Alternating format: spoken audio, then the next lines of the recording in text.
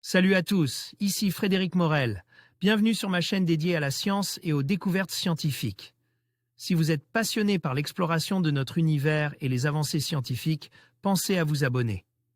Aujourd'hui, on plonge dans un sujet fascinant qui repousse les limites de notre compréhension. Bonjour Allons-y. à tous et bienvenue sur ma chaîne.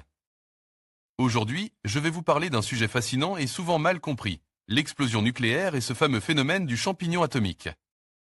Dans cette vidéo, nous allons explorer ensemble pourquoi on utilise cette métaphore du champignon pour décrire l'impact visuel et les conséquences d'une explosion nucléaire.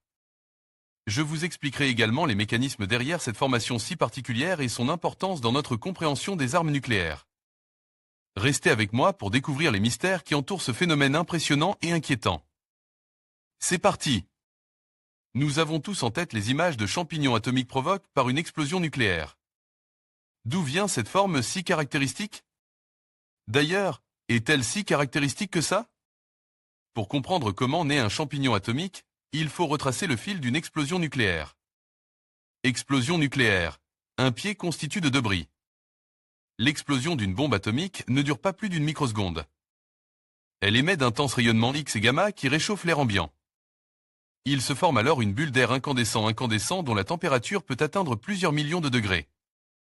Cela correspond à la boule de feu aveuglante que l'on peut apercevoir en début d'explosion. L'air chaud étant plus léger que l'air froid, cette bulle d'air incandescent s'élève en quelques dixièmes de seconde seulement. Dans le processus, il se crée une forte aspiration. Un violent courant ascensionnel soulevait débris et poussière qui forment alors le pied du champignon. Le chapeau est la dissipation du champignon atomique. Dans son ascension, la bulle d'air perd en température au contact d'une atmosphère de plus en plus fraîche. Lorsque le pied du champignon atteint la troposphère, 15 km d'altitude environ, la bulle d'air ne dispose généralement plus d'énergie suffisante pour franchir le gradient de température. Elle continue alors son expansion horizontalement, en créant des mouvements de convection-convection. La dissipation du champignon atomique est fonction à la fois des conditions atmosphériques et de la puissance de la bombe qui en a été l'origine. Un champignon pas si caractéristique. Les nuages en forme de champignon n'ont donc pas de lien direct avec la nature atomique de l'explosion qui les a fait naître. Des bombes conventionnelles pourraient aussi bien provoquer l'apparition de tels champignons dans le ciel, à condition qu'elles soient suffisamment puissantes.